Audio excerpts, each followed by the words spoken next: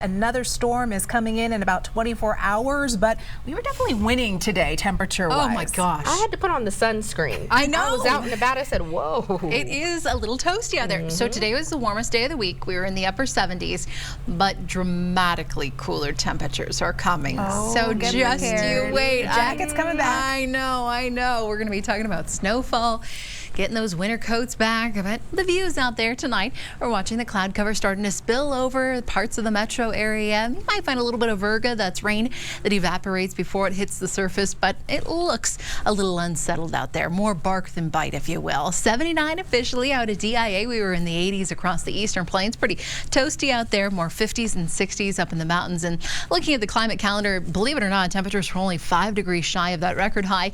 84 last set back in 1985. Looking at the winds, they really have been the strongest in south central Colorado. I've been tracking 30, 40, even 50 mile per hour speeds. Current readings around 36 miles per hour toward Alamosa, and unfortunately the red flag warning will once again go back into effect tomorrow for Colorado Springs, south toward Pueblo, the San Luis Valley stretching across the eastern plains, the Denver metro area, and just to the east, DIA incorporated in that one will be under the fire weather watch tomorrow. We'll be tracking wind gusts upwards of 40 miles per hour ahead of this next storm as it pushes in. You can already see some of that moisture lingering out there with a powerful cold front that will drop in from the north and drop our temperatures like that. Pretty much this time tomorrow is when I'm anticipating seeing some of that cooler air dip into the state. Tonight, though, still very mild as overnight lows only cool to the mid 40s. We'll stay in the 40s off to the plains with more 30s up in the mountains and through the Front Range foothills.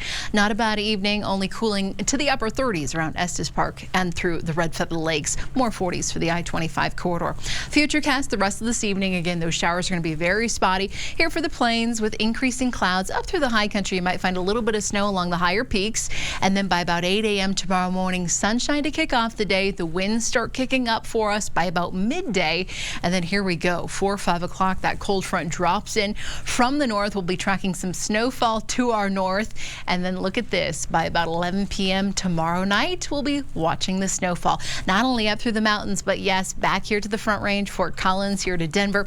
We'll go overnight into Friday, and this is how you wake up early Friday morning. That Friday morning drive and potentially even the evening commute could be pretty tricky out there because, yes, with the cooler temperatures, we're going to be looking at some of that snowfall sticking around, some slushy roadways, maybe even icy in places. This is about the lunch hour on Friday, still snowing, and then by about 11 p.m. or so on Friday, still plenty of snowfall up in the mountains. We have winter weather advisories. We have winter storm watches in play. That advisory incorporated into the Front Range foothills for about 4 to 10 inches of snowfall coming your way. Again, here in Denver, it looks like just a couple of inches, but still April snow, it's going to be a bit messy. Tomorrow, plenty of sunshine. Temperatures hold in the low 70s here in Denver. Hot down there in southeastern Colorado as we await that cold front to dip in. 40s, 50s up through the foothills tomorrow, and then there's that drop off. 37 snow showers throughout the day Friday and into Saturday, and then so far so good. Looking ahead toward Easter, the sunshine's back and the warmer, more spring-like weather too.